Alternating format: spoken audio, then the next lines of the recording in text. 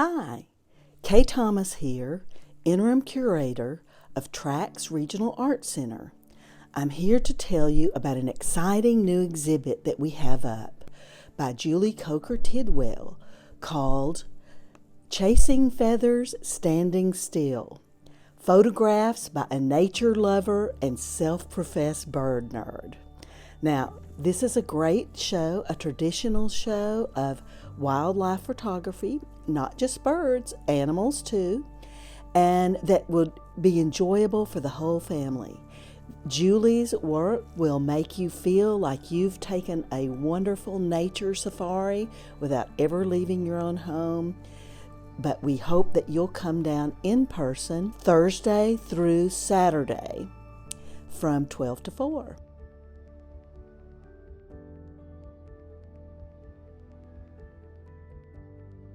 You may not know this, but Texas is home to many nationally recognized wildlife artists because down there in the South Texas, the toe of Texas, there is more biodiversity in that area than in any area in the entire Western Hemisphere. So TRAHC is very proud to give Julie Coker Tidwell this premiere show of her work of wildlife photographs.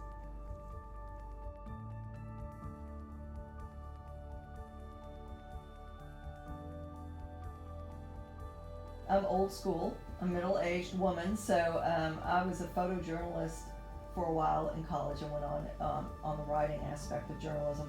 But I, started with cameras and film, and I just remember buying 3 rolls of film for one shoot and thinking, oh my gosh, this is, expensive, and then the time, and then digital has changed my life. I mean, someone asked, and some photographers are purists and they're going to stick with film and they have a great art. Digital has spoiled me. I mean, how awesome it is. I mean, just you buy the memory card and you can take 1,000 pictures of that one animal to get that right moment. And I'm exaggerating on 1,000, but you can shoot 100 pictures. Usually they say you shoot 100 to get one really good picture. And so how awesome it is that you get that big memory card and you can just put thousands of pictures on it. And the curse is having to go through all of them and select. What I had to teach myself, I had never really edited digitally before. And that learning Lightroom, I'm still learning Lightroom. It's really opened my eyes, and I have a great respect for people who are good editors. It's an art in itself. I turned around and saw that this heron was feeding. The lighting on the water, the play of the light was so pretty, so I just kept shooting and hoping I'm going to catch a moment of something. I had no idea I had a tadpole just perfectly centered in the middle of his beak about to go down, and that's fun. It's always a happy surprise when you see those photographs and getting them back onto the computer, because when you're looking through that lens, there's so much going on and you're focused so much on making sure your shot's in focus and you're still following the eye and tracking the animal that you're not really aware. It's like the woodpecker, for example. I had no idea there was a bee behind the woodpecker. The woodpecker, I was focusing on the woodpecker on that pretty, log with the little bit of the flowers, and then all of a sudden I get it home and I'm like, oh my gosh, there's a bee. And that's what the woodpecker was looking at over his show. That would not have been that interesting of a photograph, in my opinion, if the bee had not been in that shot. So I think that's what made it kind of a fun picture. It takes lugging your equipment all over the place. I was actually visiting my son who was taking a summer program in Spain. And so I found through a guide a local photographer in the Extremadura area where I went. And he said, well, it's so hot, the best thing to do in the summer in Spain is to go in these floating hides, is what they call them, and they're basically floating blinds. And it's almost like you have a little pop tent, but you literally have to get yourself in a wetsuit, and then you hook your camera lens up to what is called a gimbal head. It's part of a tripod, and that's on the floating part. and you are like standing in water, and when you go down too deep where you can't walk, you have to kind of swim. It's hard to photograph and swim, so I stayed more in the shallow area, but you're literally walking through the water. I had to put a wetsuit on, and I put it on backwards because I'd never put a wetsuit on before, but I went with it anyway. And it was kind of heavy, you know, moving the equipment, but I got used to it. And you start seeing all these birds landing, and the whole objective to good photography with wildlife is it's awesome if you can be at eye level.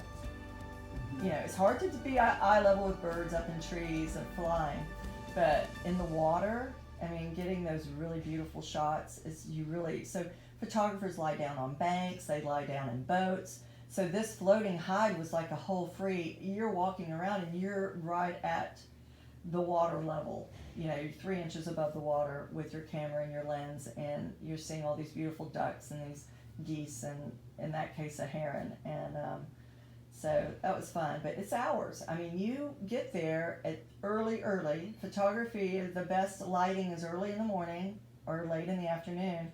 So you're getting up at 5 in the morning to get to your location, trying to get there at 5:30 before the sun comes up so you don't scare all the wildlife. And so literally I was out in that water for about 3 hours and got that shot, and that makes it worth it. You know, when you get home and you say, oh, I got it, that was awesome. You know, we're so lucky with the region where we are in Texarkana. Beautiful wildlife, a lot of migratory birds come through here. So I love shooting in this area, but a lot of growing up, my parents have had a ranch in the family since, well, it's been in our family since 1847. And so I grew up going out in the woods and clearings with my mother, just observing the deer and the turkey, and we saw a panther one time, but you know, just observing wildlife. And I was always fascinated by it. So traveling through Texas, which is so diverse. I mean, you go from piney Eastwood, Texas to cactus and mesquite in South Texas, but that's what makes it so much fun. And there's so many great places to go here. The hill country area is gorgeous. Where my parents live in Southeast Texas, they get some beautiful birds coming through there. You know, it's amazing. There was an article in the Houston Chronicle about how many more people are into birding now, because they're accessible and you're outdoors more now.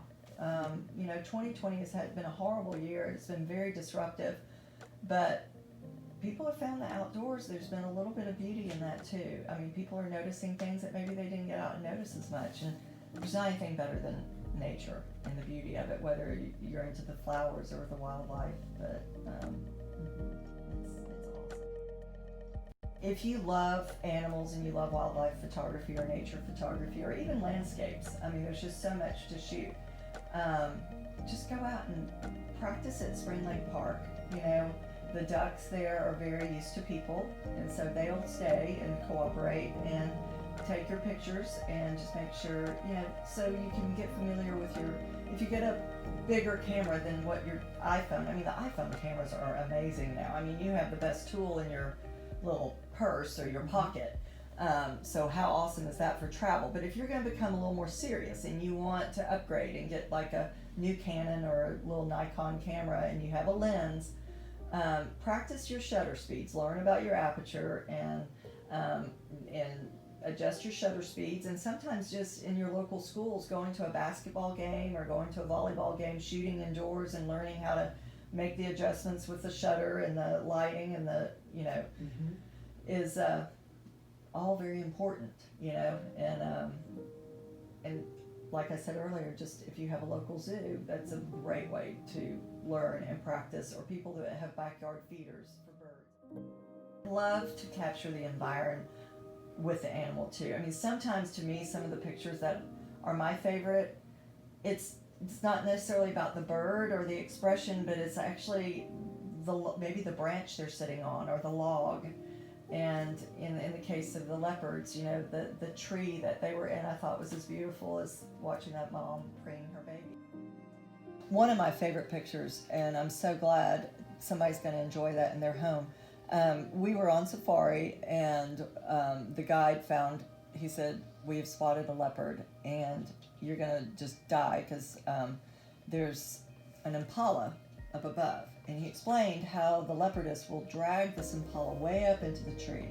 And when we got there, the baby was eating on the rear of the impala. And I got lots of pictures. It was kind of gross, but Mama was sleeping with an extended belly just hanging over this branch.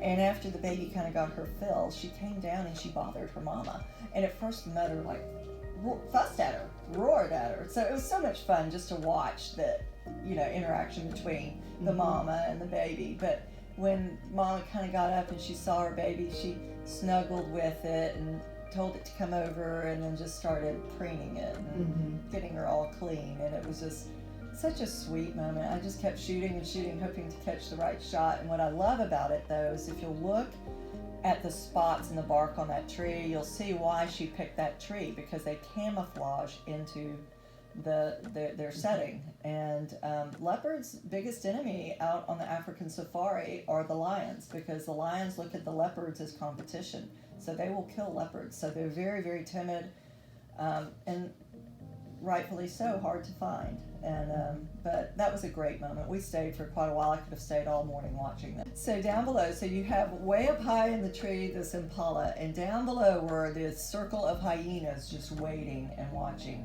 for anything to drop so that they could, pounce on it. And unfortunately, Mama had drugged that. Fortunately, she got the impala, drug it up the tree, but unfortunately, she set it very precariously on these two limbs. And the guide said, I bet that impala is not going to stay that long. And the hyenas were betting on that. And sure enough, it fell during the night, and the hyenas got it. And so what would have been a week's worth of food, ended up being kind of short-lived for the mother and the baby. So that was kind of sad, because in Africa, I'm such an animal lover, and I hate to see anything inhumane. And I was worried that I would not be able to handle watching a zebra get killed or something. But you realize the how difficult it is for the predators to get their prey. And I watched these lioness sisters were just waiting forever for these, they're called lechwes, but they're these antelopes, and they're way off in the distance, and they knew they were too far to start the chase, but they were hoping they'd come closer, so they were hiding down in the grass. And it was fascinating to watch them, and then they kind of started stalking, but they didn't get them. And and it's like, they're hungry. They have to have stuff to eat. The thing when you go to Africa, I think everybody's so focused on the animals and seeing the big five. One thing that just fascinated me was the flora, the landscape. And I have that picture of the African wild dogs. They're kind of rare, and because they were very much endangered at one point, but the largest population in Africa now is in the country of Botswana. And so we were in Botswana, and we found a herd of these African wild dogs, and they're not the most beautiful, but I just thought that picture of them standing on that termite mound with that beautiful yellow grass, behind them was so pretty. And so I think just the landscape is so diverse from region to region in that country, and the animals migrate toward different things at different seasons, and so it's just beautiful. I cry thinking about Africa. I think the elephants, I love watching elephants. I think they're just such a fascinating beast, and they're so beautiful. And we were on the Chobe River, which was in Botswana as well, and I stopped counting at 200. There were just herds and herds of of elephants.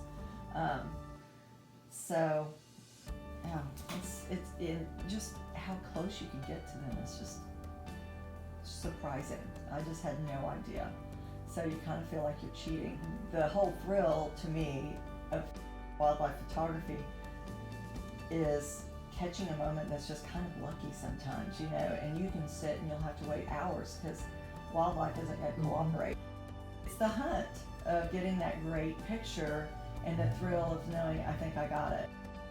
And you almost feel like you're cheating when you go to Africa, because it's like, my gosh, they're so close, but they're used to the Jeeps that you ride in. Now, if you were to get out of the Jeep, Katie barred the door, that lion is going to pounce on you. I mean, so you have to be very careful, very still, and very respectful of the wildlife while you're there. It's a fascinating place, it really is. Thank you to TRAHC for featuring a local artist. I mean, it's a passion I never even imagined, but what an honor to be asked to do this, and how exciting, because my family always jokes that she takes thousands of pictures, but you never see them. And so it's really nice to see people's reaction and to share.